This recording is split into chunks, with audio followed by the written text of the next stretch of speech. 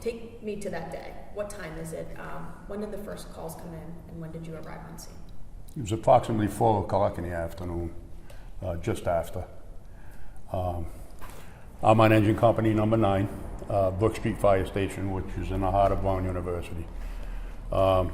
We had a call for potentially a person shot. They dispatched Engine 9, Rescue 5, and Battalion 3. Any of them situations, there's always a staging until the police arrive and clear the scene. So we responded. We staged on Thayer Street, right at the tunnel. This is going to go pretty fast, so I'll try to keep it brief. But at that point in time, Engine 3, we kind of arrived almost at the same time. Ladder 8 also responded. They pulled up on scene. At that point in time, somebody heard a radio transmission. I did not hear that, that the scene was clear. So we all went to the scene where potentially a person was shot, and there was actually 2 people shot.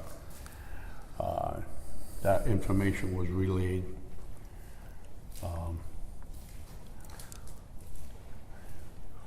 We were investigating what was going on. I was watching the guys evaluate the 2 patients.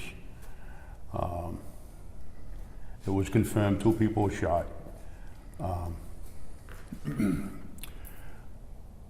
At that point, Ladder 8 was there, Engine 3 was there, and they were visibly helping out the situation.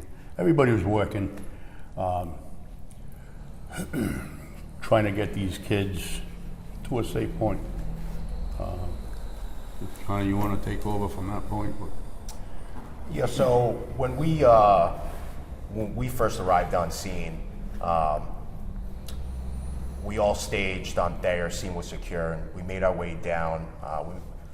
We made contact with those patients. They were found on Manning Walkway, which is between Thayer and Brook, and it's about 1 street over where the main incident took place. So initially on scene, when we all arrived, one of our firefighters asked one of the male victims, what happened? He stated a man with a mask just walked up and shot us, and that's all we had. At that point, the scene itself just didn't feel like your normal incident. Something felt different. We saw students running. We saw students running away from the scene, police running towards the scene. And you knew very quickly if something was different. So I remember looking up at one of the police officers on scene and asking, do we have this guy? Is he apprehended?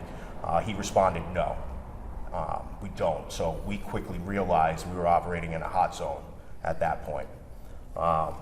So I advised some of the guys on scene, we all did, guys, keep your head on a swivel.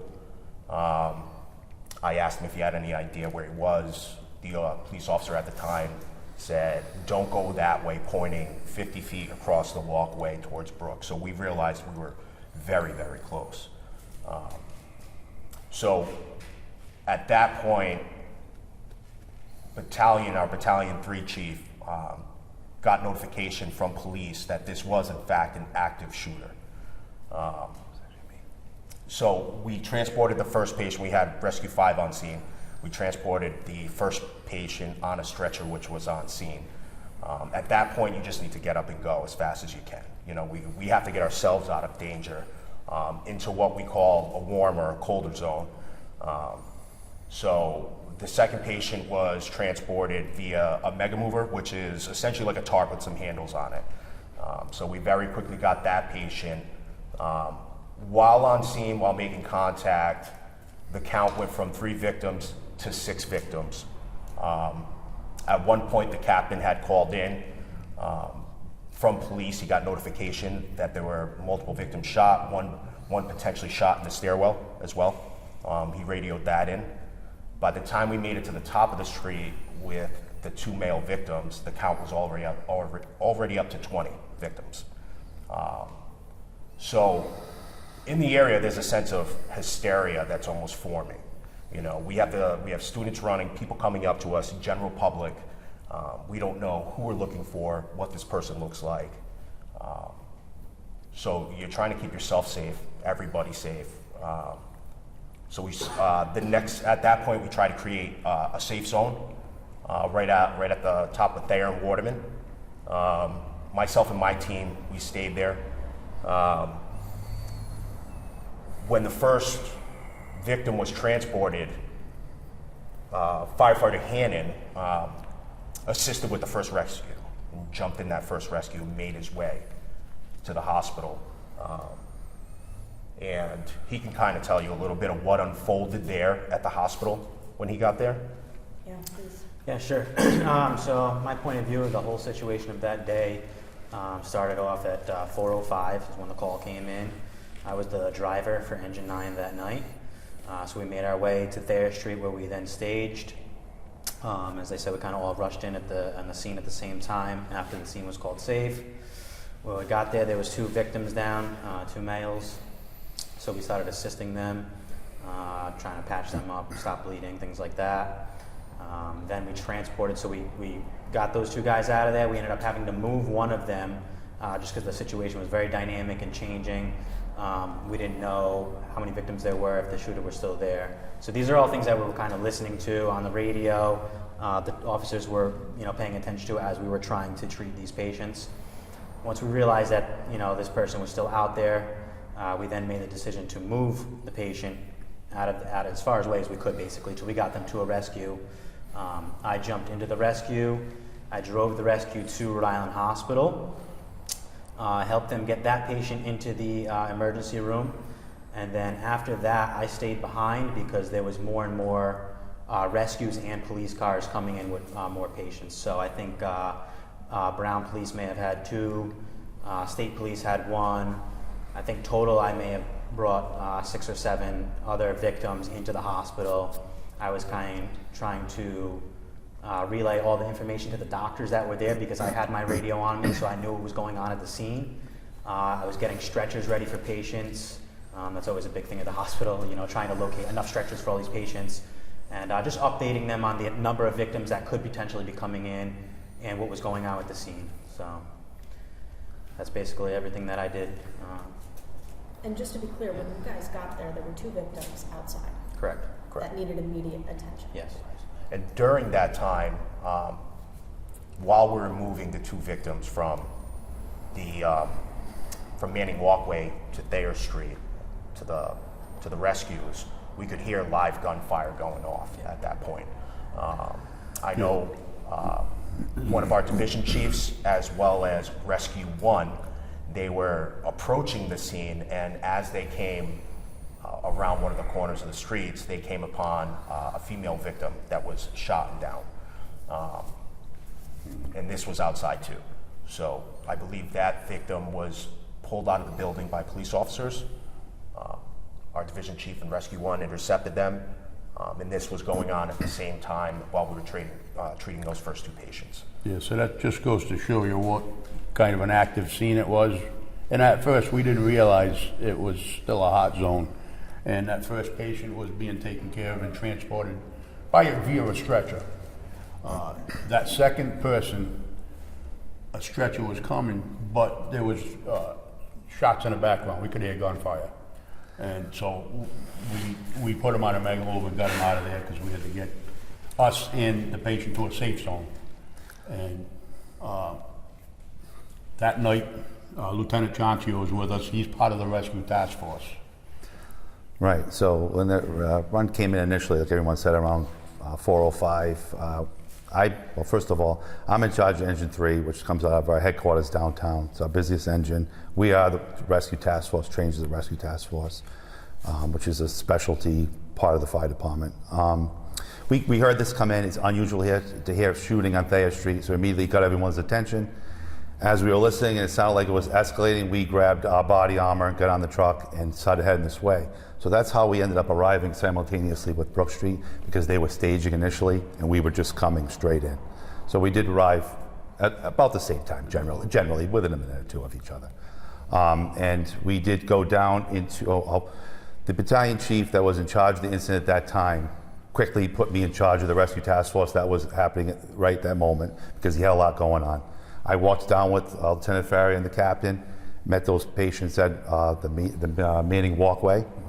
And at that time, I stepped back to interface with the police at the time. So they knew, we're the rescue task force, we're here, I need 2 police officers to never leave me. And they did. They did a great job. They surrounded us while these guys and their teams were all working on the victims, just like they've said. So we were able to secure that. The interesting thing at that point was that the fire department was not aware yet that this was an active shooter. We got that information from the police officers at that scene at the Manning walkway, which I transmitted to our battalion chief that was in charge. So then we were aware that it was an active shooter, and the fire department was able to react to that, whatever they did on their end. So we were able to rapidly move them out of that scene at the Manning walkway, and then we were redeployed as the rescue task force into the 184 Hope Street location. When we got there, we immediately stayed with our interface with the police and cleared the first floor of that building. And unfortunately, that's where we did find the 2 victims. Did you say that you guys had armored gear? Yes, because we are one of the rescue task force engine companies. There are 7 of them. We are one of them. We arrived in full body armor.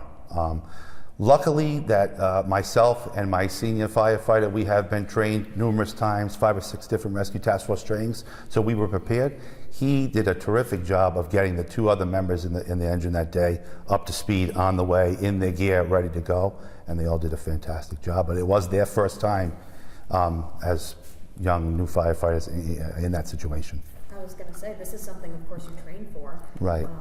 But it's also something that's never happened here. Correct. So I think you had the furthest drive, you guys all being at Brook Street to begin with. We did. Luckily for us, we have that tunnel we can take, the East Side Tunnel. So that cuts a huge corner for us and able to get us here quickly. And like I said, we did recognize immediately with Chief Krellin downtown that we had an unusual situation folding. That's why I said we grabbed our body armor and we were on the way. Before we were even dispatched, we were already on the way.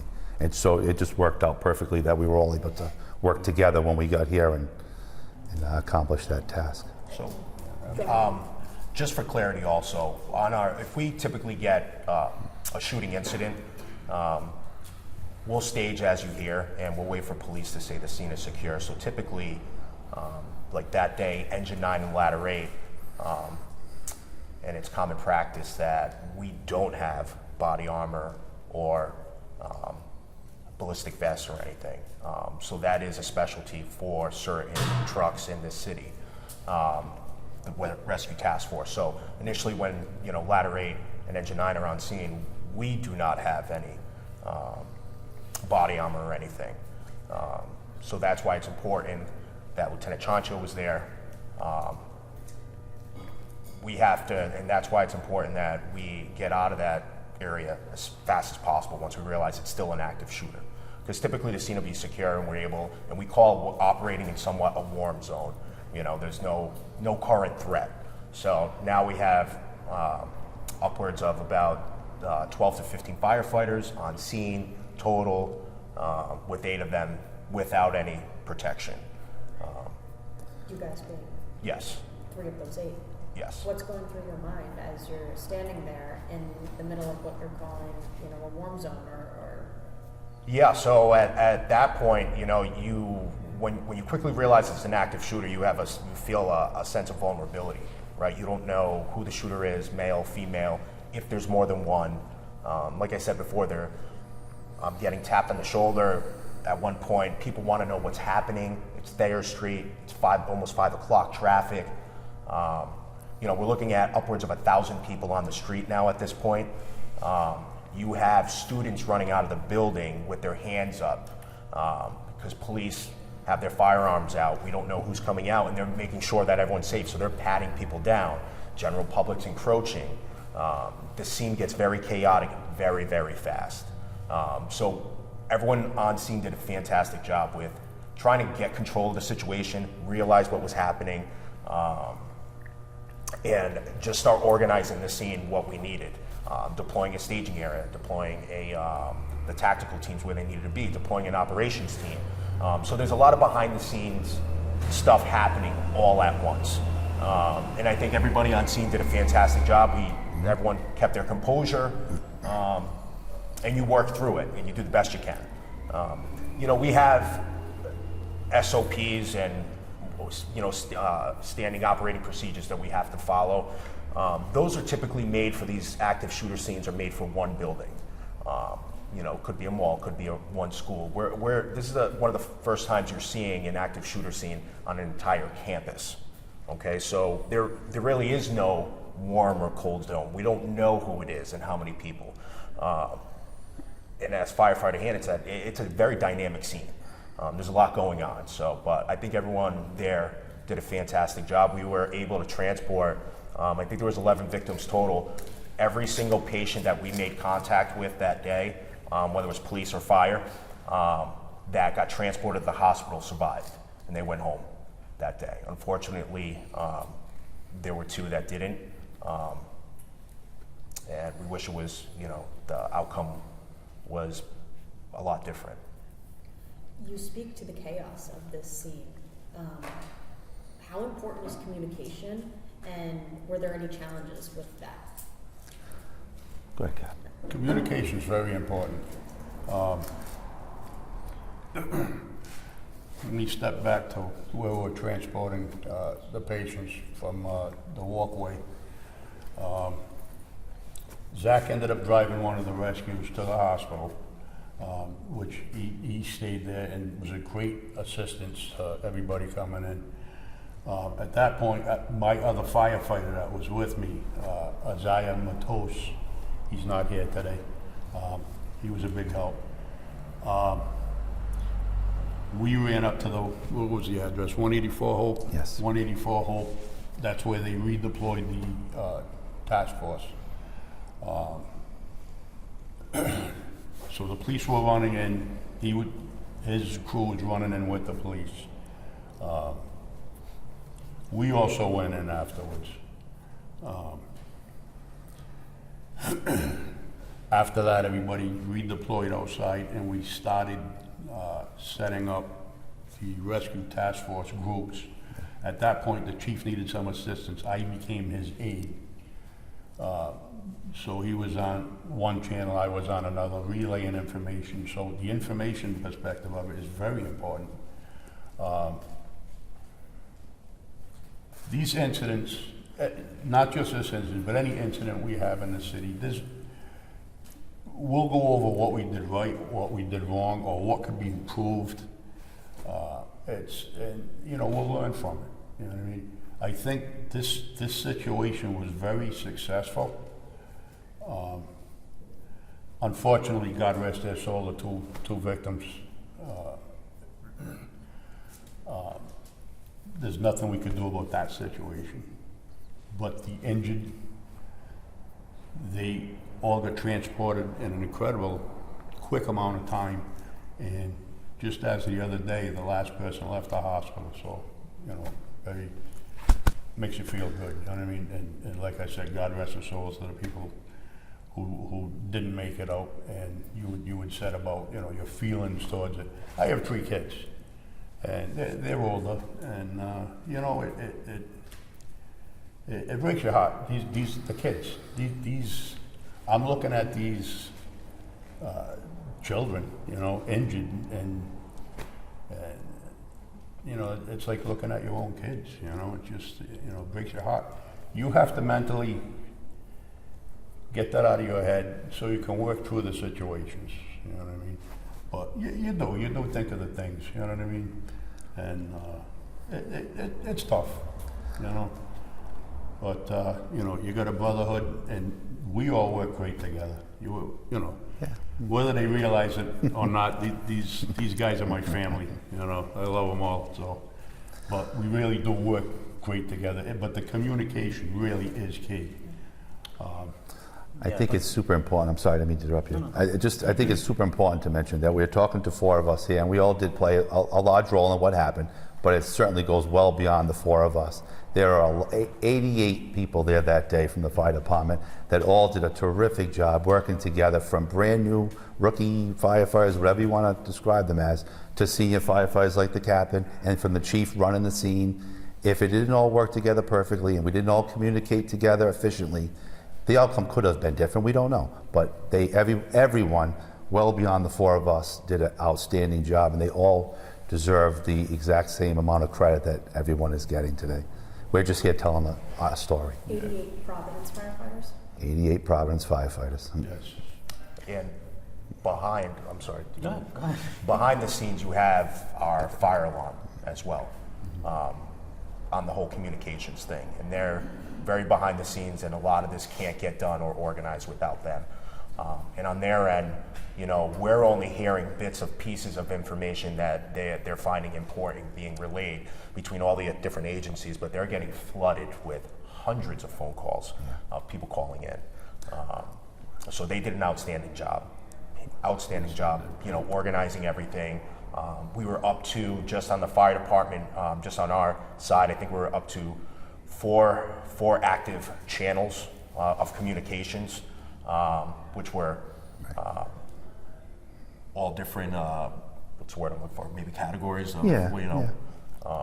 It's a lot going on at once. It's a lot going on at once, so they did a fantastic job. And beyond this incident, it's certainly important to note that the Providence Fire Department responds to large amounts of a variety of incidents, and without our manpower the way it is, and without the training that we receive and we take on doing ourselves to our own companies, some of these incidents will not be handled as efficiently as they are. So it's vital that we operate on the level that we operate right now, forever.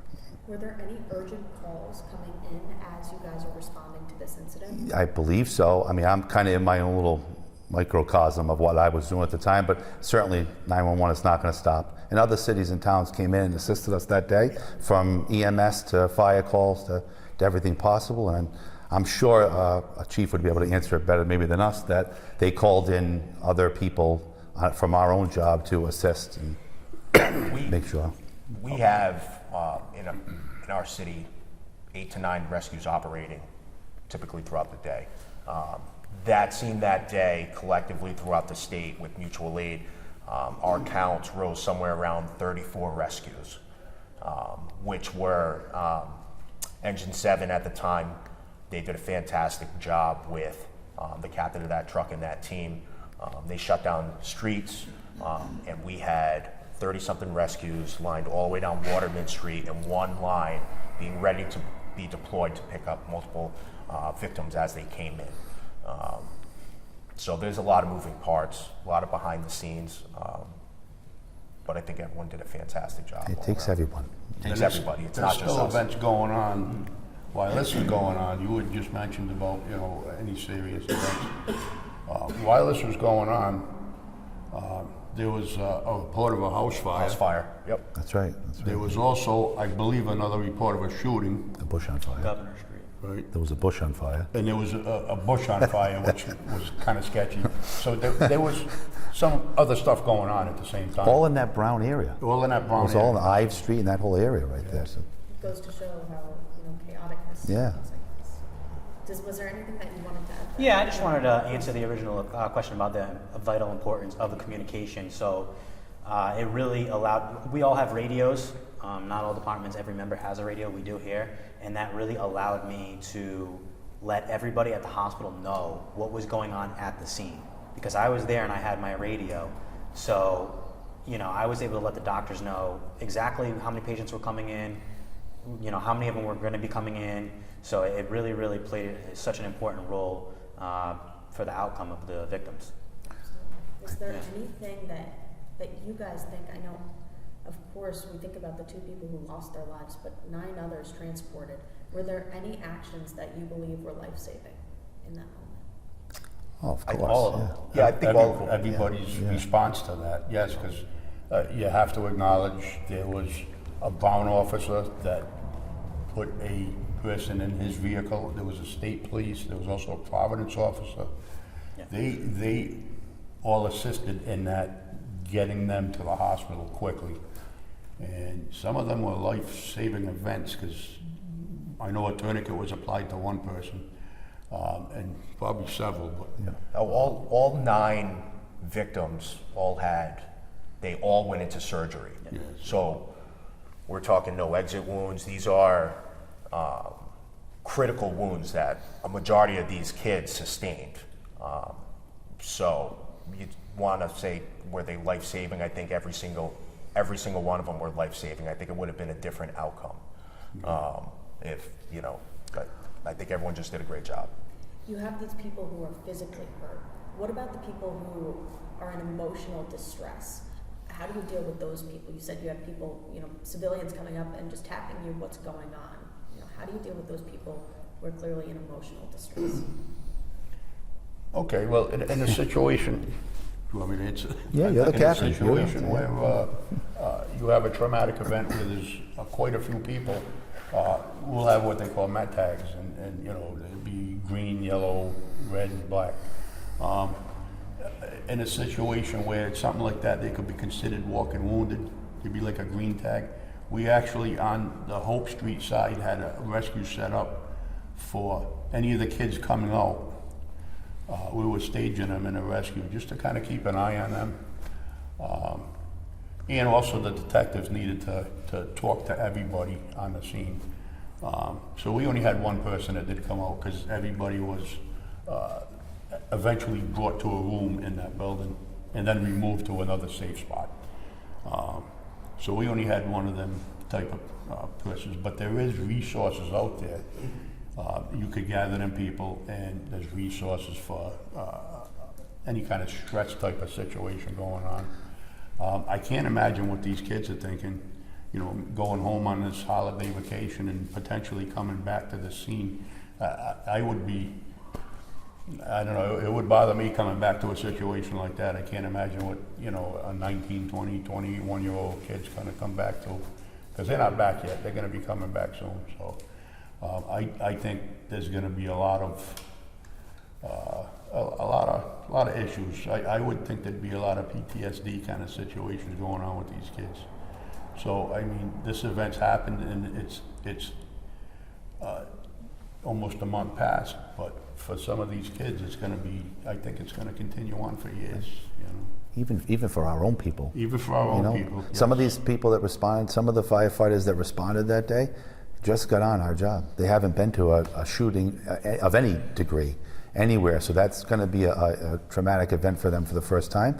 But I think everyone worked together pretty well, making sure the newer people were okay. And the senior guys, I know the captain and I talked a few times. I'm sure she's all I had a good. brand new kid with me that Isaiah Matos, he's just got on the job, and he's looking at people at his age. So that's going to affect it. We keep an eye on everybody though, and anybody that needs assistance, we do have things in place, and we have each other to talk to too.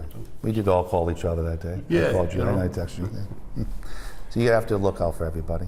Yeah. Did you guys want to add to that? Just my thoughts and prayers go out to all the victims, their families, and I think the actions that we're describing is what everybody on the Providence Fire Department would have done that day. So, How did the setting affect your guys' response? I mean, this is a campus, but it's also a city, and it's also a Saturday night, and Thayer Street right before the holidays, where there's shops and people going out to eat. I mean, how did that all play a role? That must have been just adding to this. Yeah, so this area in general, especially on the east side, you have cars parked everywhere, whether it's residential, college kids, the general public going out dining or shopping. So you're dealing with that, you're dealing with traffic. These streets are very, very small, short streets. So when you have somebody, it's very easy to get away, in my opinion, from in this type of situation in this area. So to kind of collectively try to rope in everything and try to organize, just the way this area is kind of laid out, it's very, very, very congested. It's dark, a lot of obstructions, so it's a difficult area to operate in. It's very tight. Sometimes you can't get trucks down the street. One car blocked could shut down an entire street, a lot of one-ways. So it is a difficult scene to kind of get control of. Yeah, and my concern that come up later on is this, they didn't have this person in custody, okay? Again, busy night in the city, holiday season, they had an event going on at the AMP, they had P-PAC, they had an event going on at the Strand. It's like the potential of something happening is unbelievable. And I'm pretty sure, from what I heard, they put extra police presence at these places. But that was a concern for me too, because now there's somebody that did this and is not apprehended yet, and that's definitely a concern. And it just, thank God nothing happened, you know, more than what already did here, so. I would just think to add to that is that we are immersed in this environment day in and day out.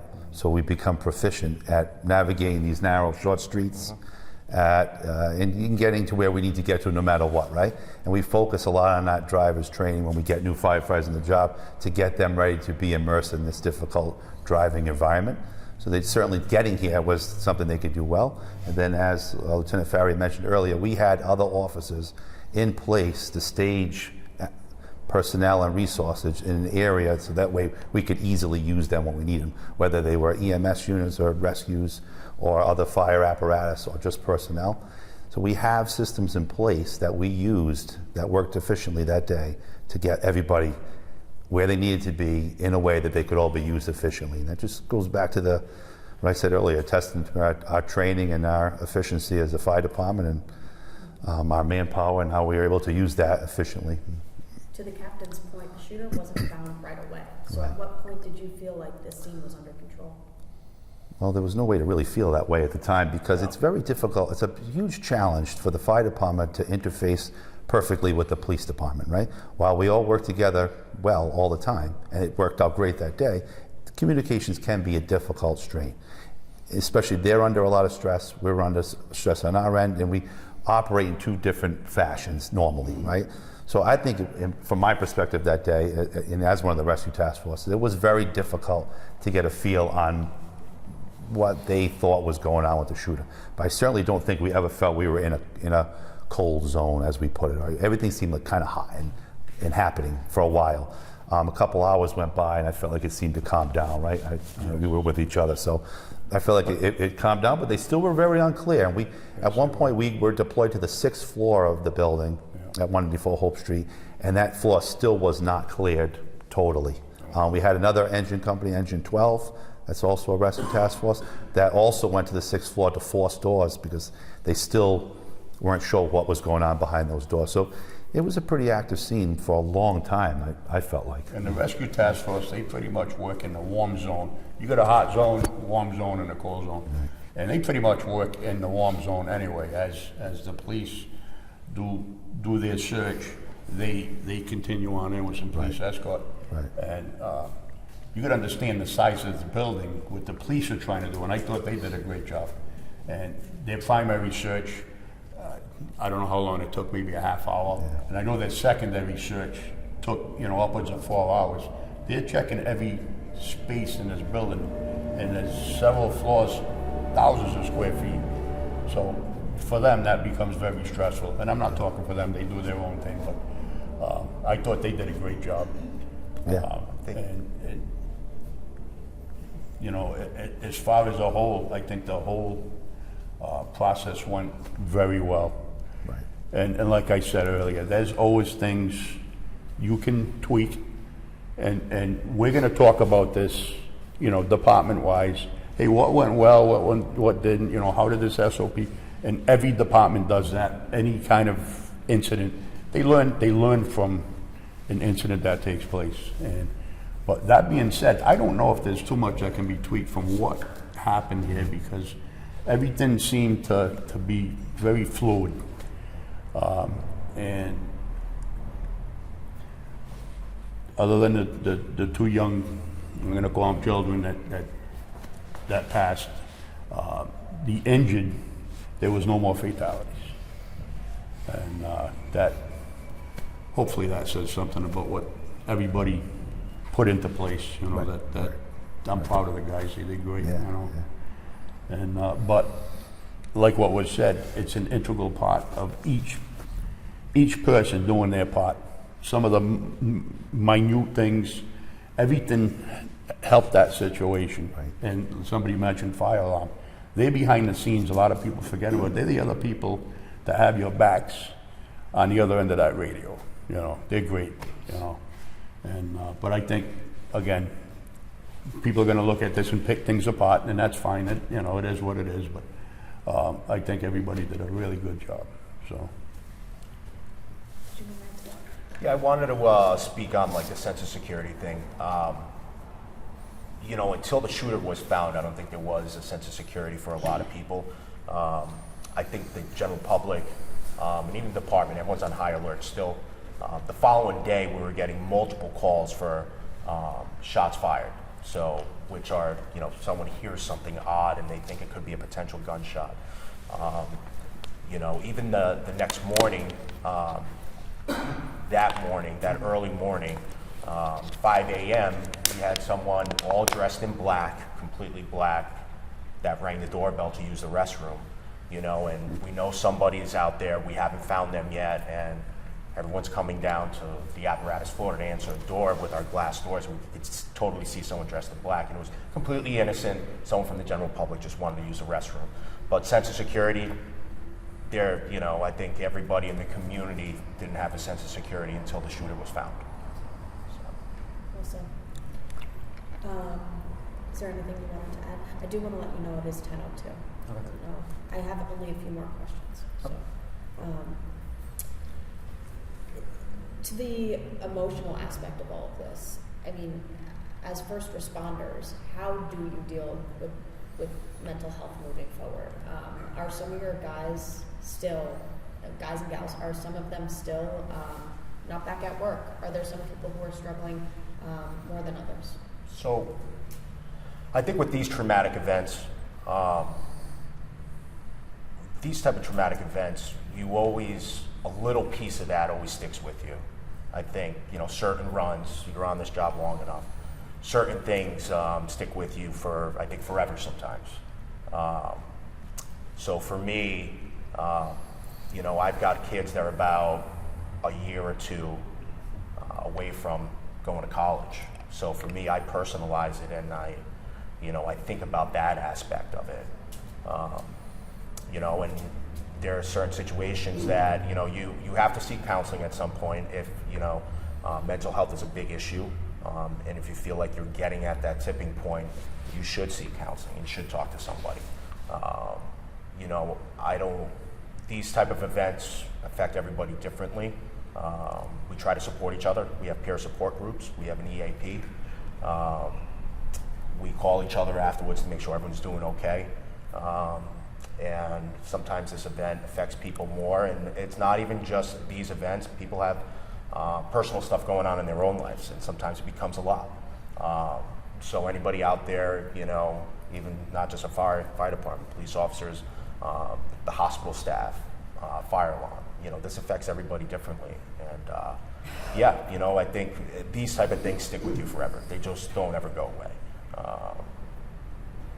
And that's for me. Yeah, I think the mental health end of that, it affects everybody different. I can't say this situation is going to affect you like this, but it's going to affect him like. Everybody is different how they process it.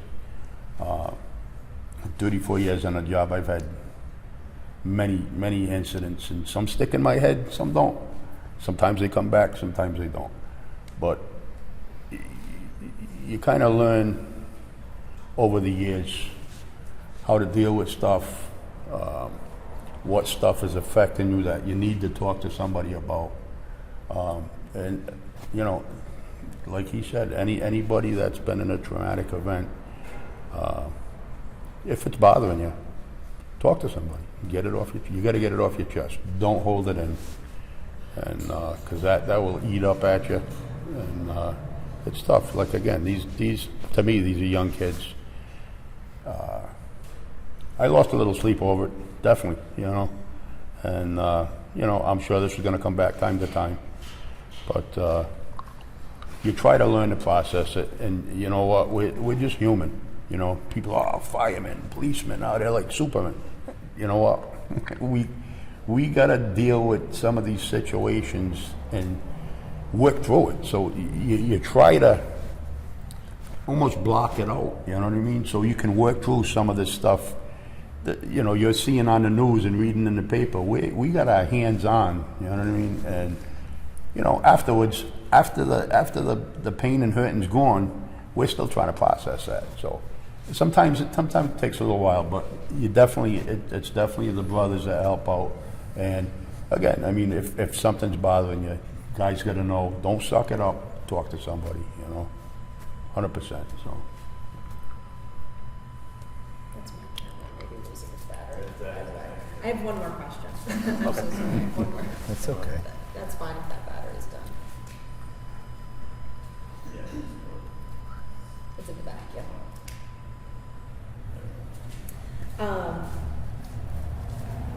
Is there anything that you wish the public knew about your responding in those first few hours or first maybe days? Is there anything that I haven't asked you that you wish the public knew? I think it's sometimes good to point out to them that we are here. We have an unbelievable fire department that has a tradition of excellence that we continue in, hopefully forever. And that every day in and day out, you can rely on us. If you need us, we're going to come, and no matter what happens, from a mass shooting to house fires to the simplest hangnail, we're coming if you call us, and you can count on us, and we'll be there, and we're always going to do an outstanding professional job. I want to touch on just overall the entire situation, from the police department, fire alarm again, to the Providence Fire Department. There's a national standard for these types of incidents for the best possible outcome of time frame, making contact with the first patient to getting them to the hospital for the best possible outcome for them. That standard's around 20 minutes. We as a city, we made contact with every single patient and had them transported to the hospital in 12 minutes.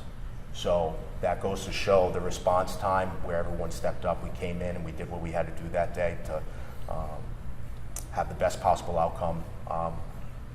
All victims that we were able to make contact with and transport, they all survived. And it's not just us, it's everybody that was there that day. Everybody from the state came together. I mean, you had, I can't even remember all the towns, the rescues and the police and trucks. They had trucks covering our station too. I mean, they were, I remember Cumberland, there was Johnston, Blackstone. I mean, yeah. I can't thank them enough. I mean, again, when I say everybody pulled together, it's not just Providence, it's the whole state came together. And their response was very quick. And so. We're awesome. Yeah. What's it like for our Brook Street firefighters? What's it like being in this building? No, I mean, there was every local and national news outlet in here. This came kind of like an area where people were gathering. So what's it like kind of now moving forward, working out of this station? So. We've got a job to do. We show up every day. Yeah. Our biggest thing is just making sure the guys are okay, that we can, process this, move forward, get better as a department. But my biggest thing is just making sure everybody around me is okay, like mentally, And we're going to show up every day. And we're going to continue to do what we're here to do. I think we're all here because we love the job. So. Is there anything else that you guys want to say that I haven't asked you that you want to say? Proud of all these guys. I'm proud of everybody that was there. I think we all did an excellent job and did everything that we possibly could. Thank you, guys. Thank you. Thank you very much. Thank you.